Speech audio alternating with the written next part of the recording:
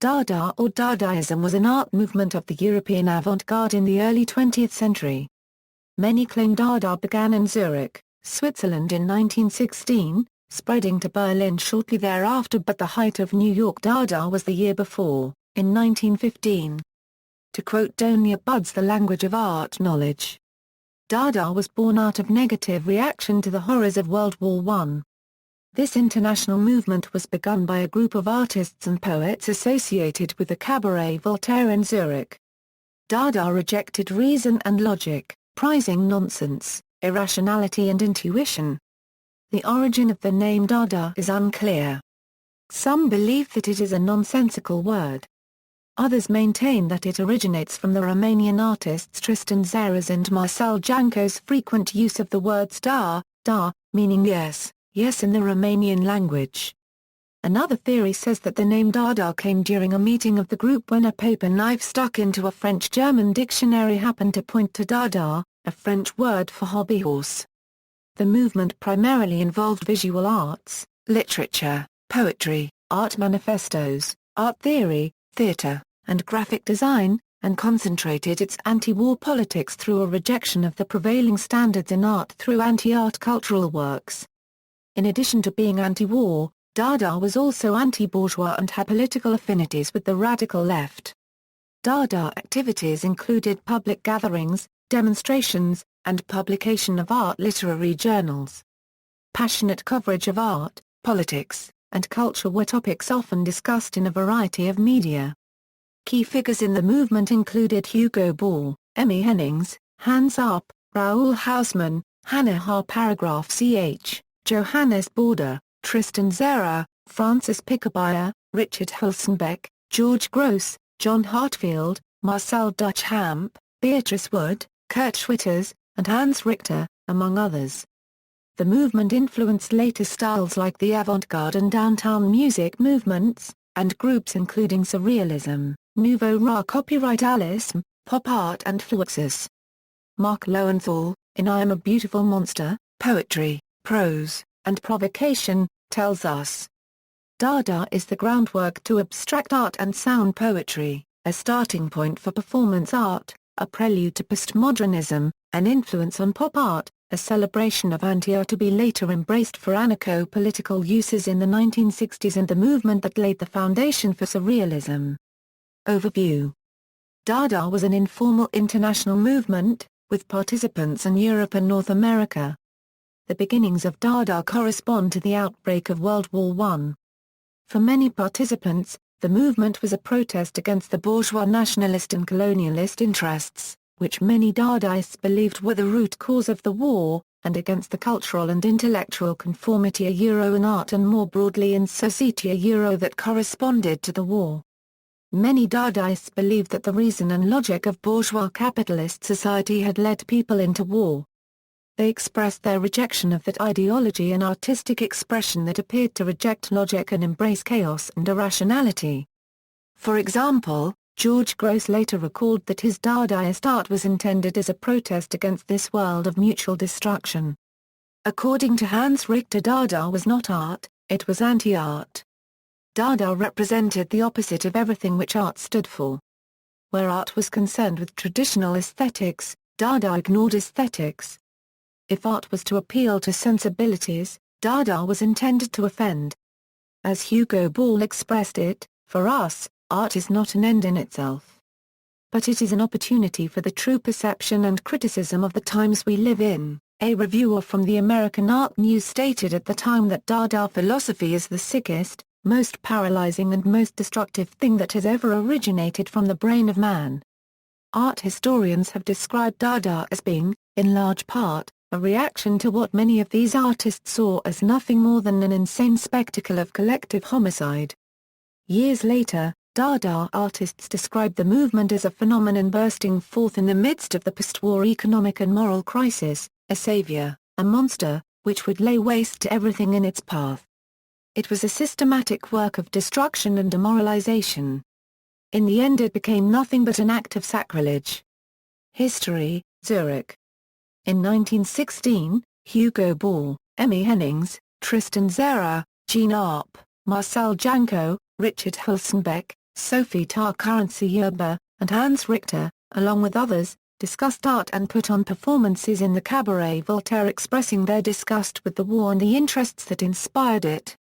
Some sources state that Dada coalesced on October 6 at the Cabaret Voltaire. Other sources state that Dada did not originate fully in a Zurich literary salon but grew out of an already vibrant artistic tradition in Eastern Europe, particularly Romania, that transposed to Switzerland when a group of Jewish modernist artists settled in Zurich.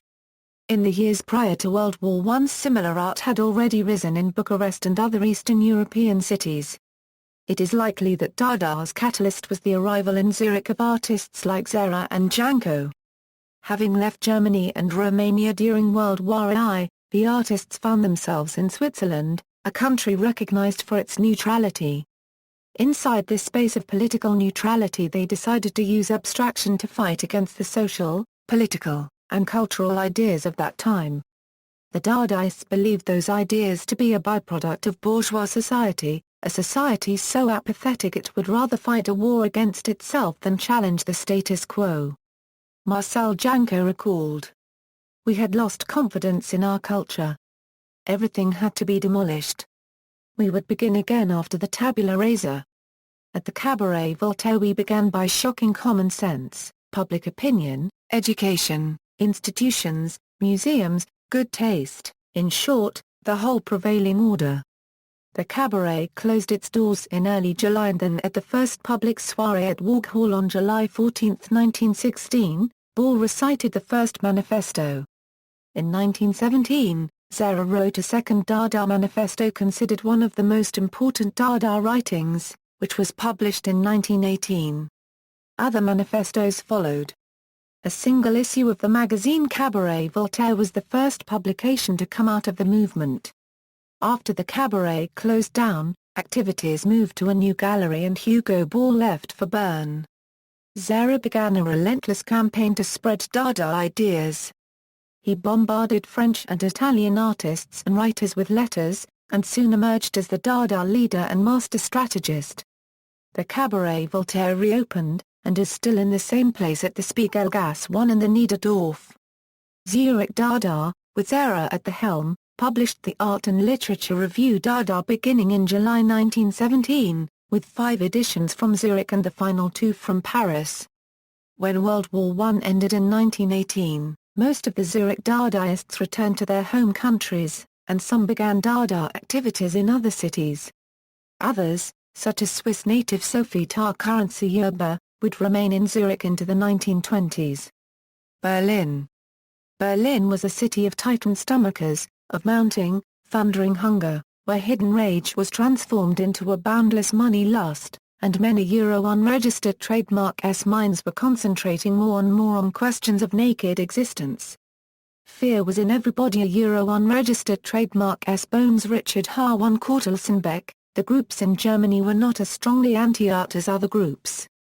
Their activity and art were more political and social, with corrosive manifestos and propaganda, satire, public demonstrations and overt political activities. It has been suggested that this is at least partially due to Berlin's proximity to the front, and that for an opposite effect, New York's geographic distance from the war spawned its more theoretically driven, less political nature.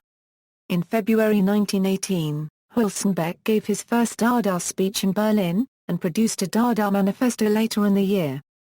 Hannah Har Paragraph Ch and George Gross used Dada to express post-World War I communist sympathies.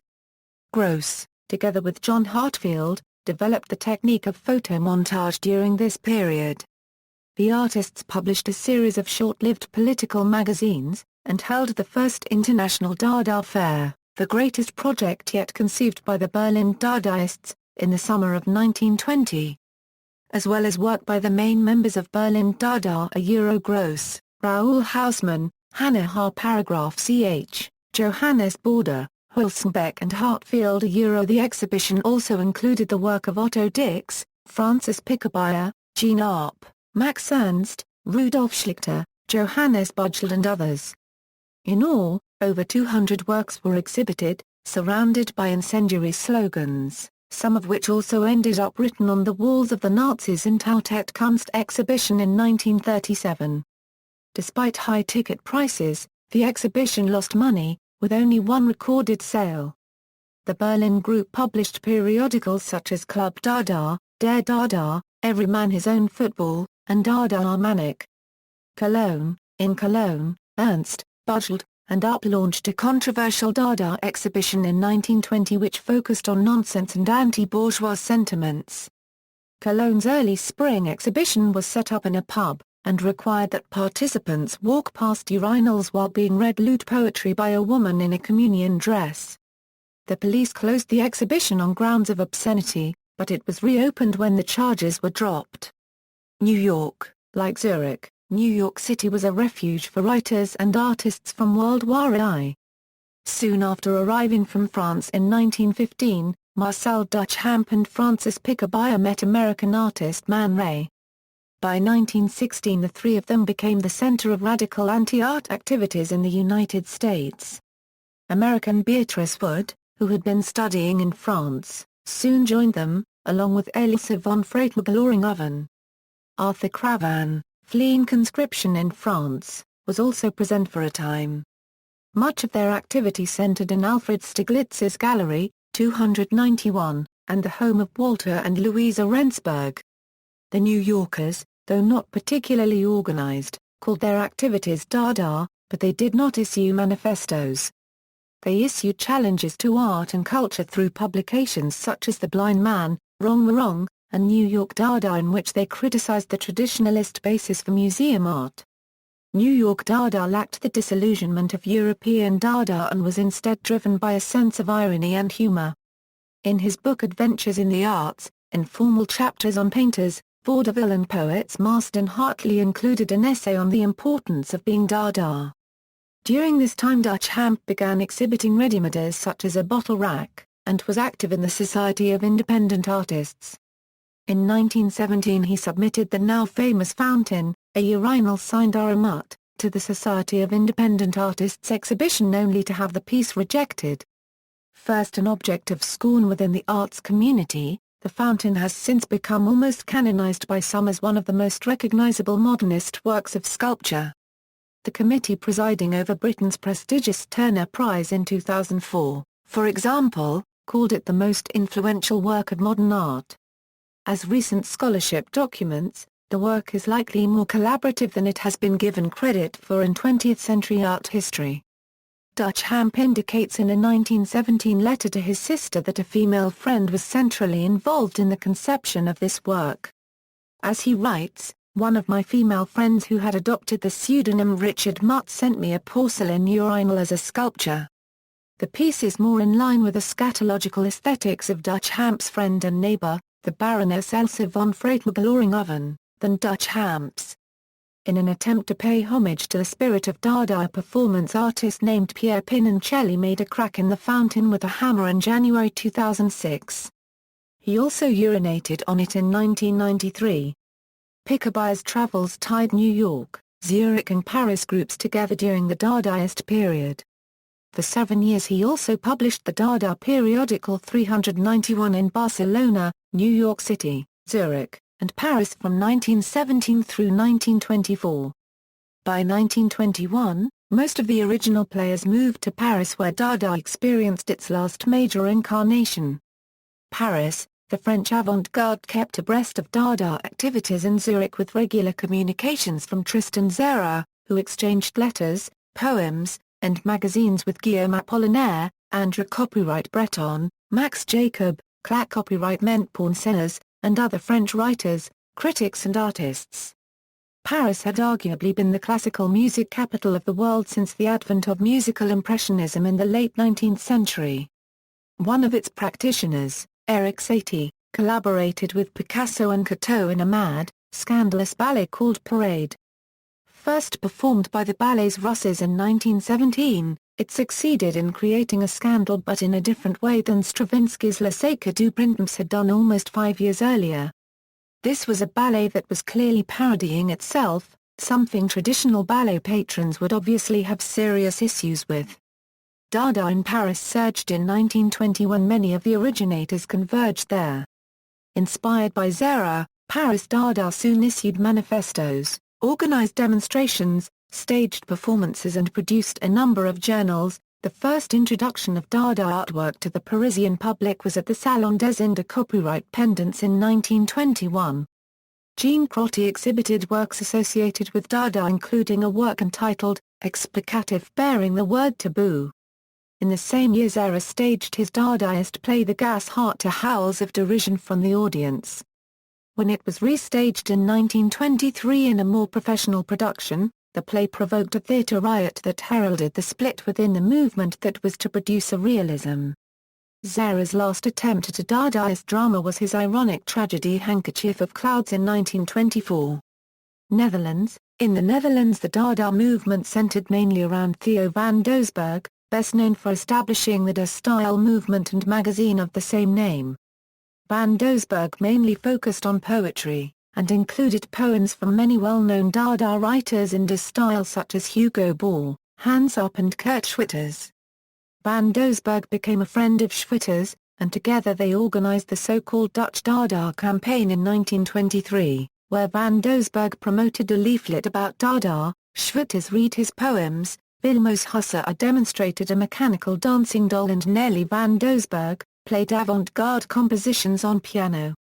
Van Doesburg wrote Dada poetry himself in De Stijl, although under a pseudonym, Ike Bunset, which was only revealed after his death in 1931. Together with Ike Bunset, he also published a short-lived Dutch Dada magazine called Maar Copyright Kano. Georgia. Although Dada itself was unknown in Georgia until at least 1920, from 1917 to 1921 a group of poets called themselves 41st Degree organized along Dadaist lines. The most important figure in this group was Ilyasd, whose radical typographical designs visually echo the publications of the Dadaists.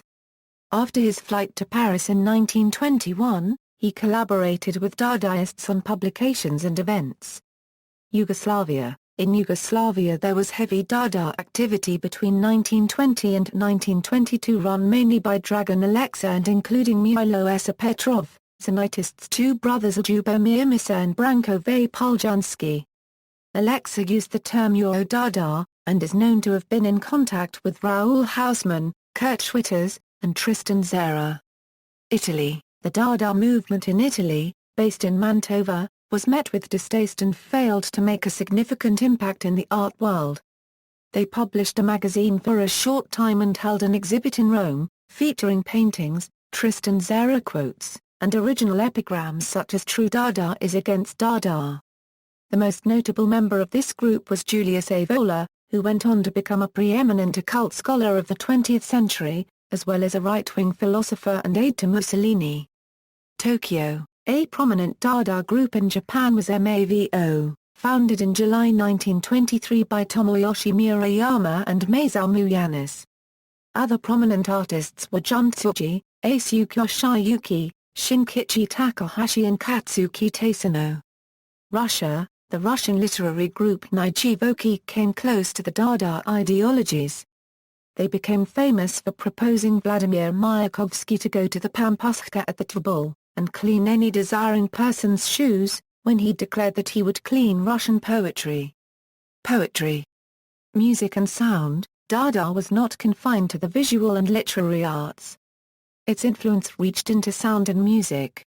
Kurt Schwitters developed what he called sound poems, while Francis Picabia and Georges Ribamont-Dessins composed Dada music performed at the Festival Dada in Paris on May 26, 1920. Other composers such as Erwin Schulhoff, Hans Huse and Albert Savinio all wrote Dada music, while members of Les Six collaborated with members of the Dada movement and had their works performed at Dada gatherings.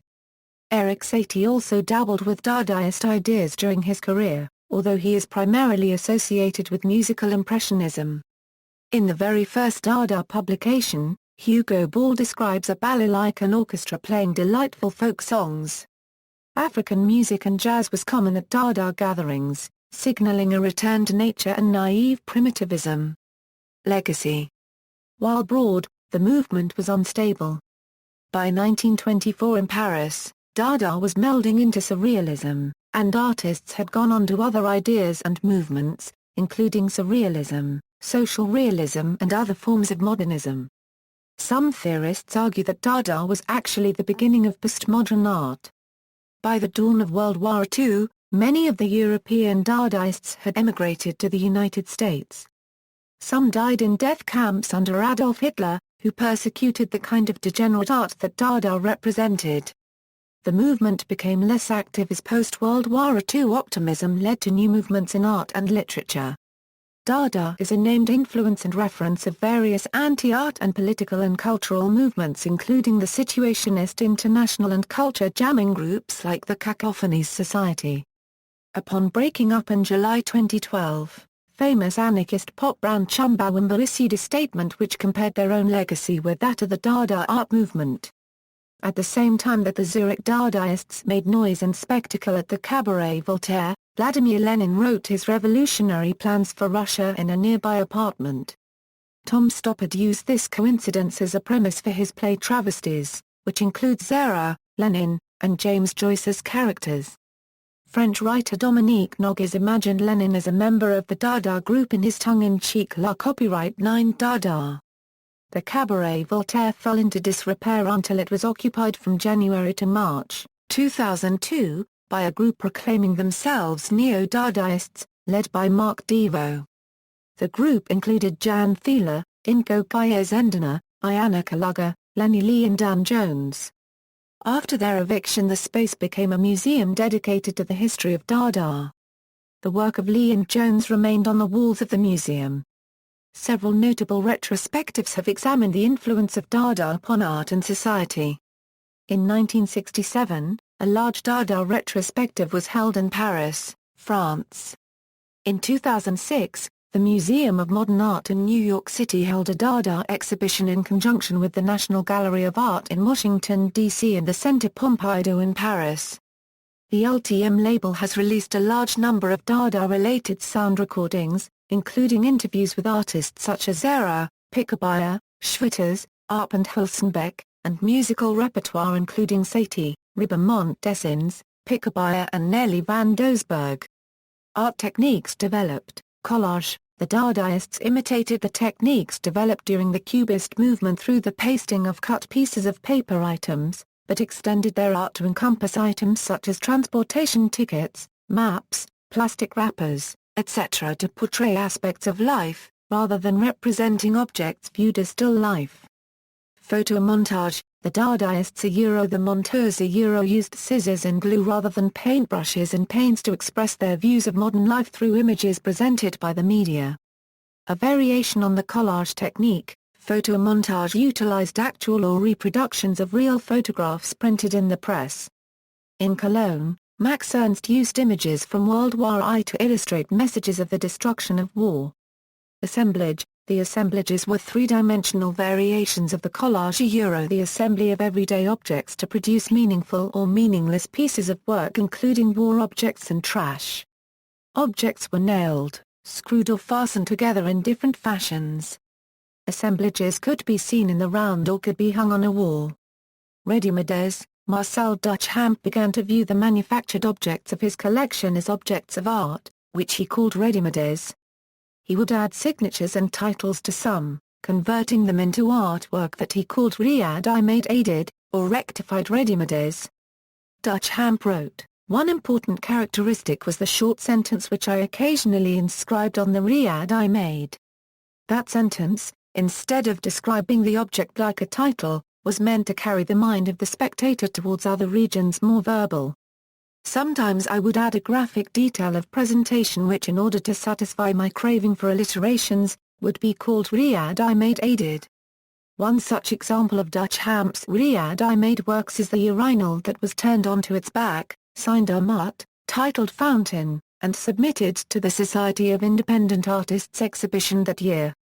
The piece was not displayed during the show, a fact that unmasked the inherently biased system that was the art establishment, seeing as any artist that paid the entry fee could in theory display their art, but the work of Mutt was banished by the judgment of a group of artists.